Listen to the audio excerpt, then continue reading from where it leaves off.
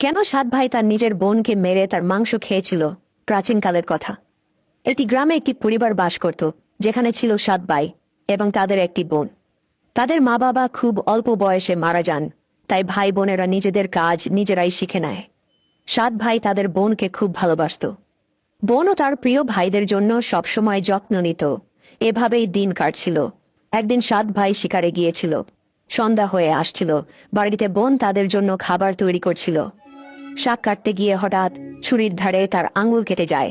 রক্ত ঝরতে থাকে। প্রথমে সে ভয় পেয়ে যায়, কিন্তু নিজেকে সামলে নেয়।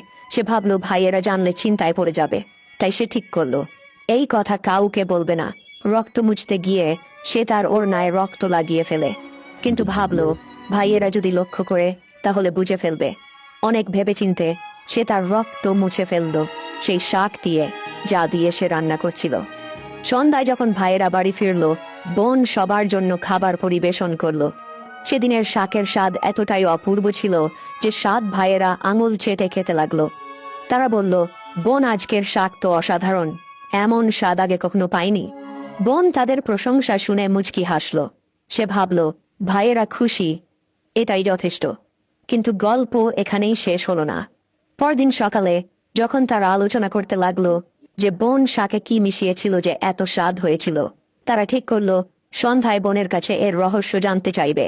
সন্ধ্যায় তারা তাড়াতাড়ি বাড়ি ফিরল। বোন তখন রান্না করছিল। বড় ভাই এগিয়ে গিয়ে বলল, বোন, তুমি কাল শাকে কি মিশিয়েছিলে? এত অসাধারণ স্বাদ কিভাবে হলো? বোন প্রথমে কথা ঘোরানোর চেষ্টা করলো, কিন্তু বড় ভাইয়ের বারবার জিজ্ঞাসায় সে সত্যিটা বলে ফেলল।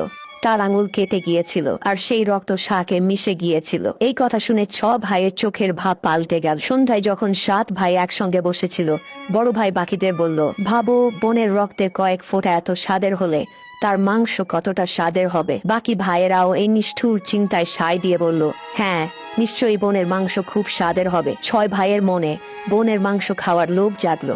কিন্তু সবচেয়ে ছোট ভাই এই কথা শুনে ব্যাকুল হয়ে পড়ল।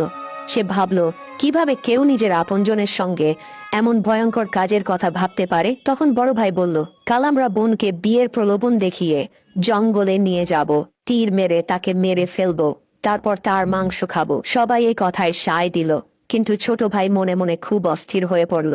সে তার প্রিয় বোনকে বাঁচাতে চাইল, কিন্তু ভাইয়ের বিরুদ্ধে প্রকাশ্যে কিছু বলার সাহস তার ছিল না। পরদিন সকালে বড় ভাই বোনকে মিষ্টি করে ডেকে বলল, প্রিয় বোন, তুমি এখন বিয়ের বয়সে পৌঁছেছে। আমরা তোমার জন্য একটি সুন্দর ও যোগ্য পাত্র খুঁজে পেয়েছি। আজ আমরা তোমাকে তার বাড়ি দেখাতে নিয়ে যাব।